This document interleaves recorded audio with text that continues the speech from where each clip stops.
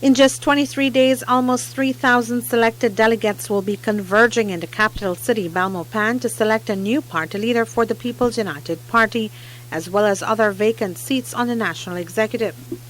Up until the start of 2016, things had been fairly quiet on the news and the social media regarding the leadership campaigns, as all three candidates, namely Francis Fonseca, John Briceño, and Cordell Hyde, have refused to do an interview on their campaign. The silence of the three men, however, is certainly not indicative of the works and lobbying they are doing in the 31 constituencies or with the arms of the party.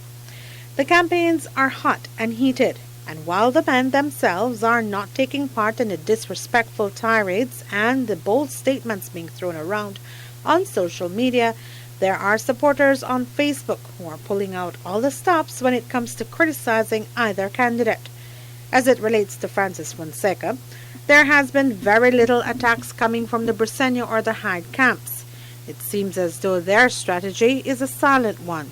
As a matter of fact, the attacks on Facebook seem to be coming from the Fonseca supporters.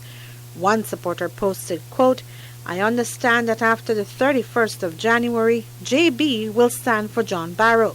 Dean Barrow is adopting him as his son because he has done an excellent job in dividing and destroying the PUP. John Briceño is responsible for kicking out the father of our nation out of the PUP. He should be hanged for treason, if you ask me." End of quote. The remarks go on social media attacking the personal life of Cordell Hyde, whilst engaging in name-calling at John Briceño. While we can assert that in any campaign there will be differences, this particular one stands out because the PUP has been divided and in internal turmoil for some time now. And once again, as the PUPs get ready for their national convention on January 31, the division is even more clear, as the social media posts are nothing short of insults, obscenities, and disrespect from known PUP supporters. For some, still hanging under the blue and white tent, it has become distasteful, and there have been comments posted like, quote, "The so-called PUPs who post negative comments do more damage than good to our party. Instead of being part of the solution, they themselves are part of the problem." Another well-known PUP posted, quote, "We are just making enemies and disunity within our party. I can't wait for this to be over." And another one read, quote, "I am going to change political party. I'm tired of the fights and bad-minded."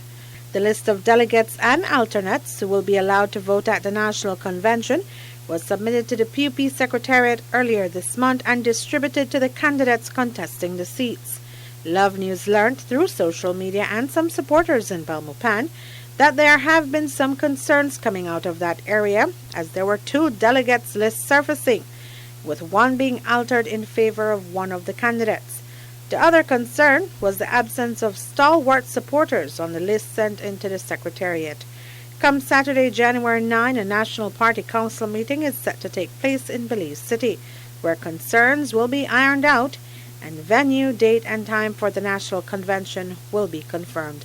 Reporting for Love News, I am Renee Trujillo.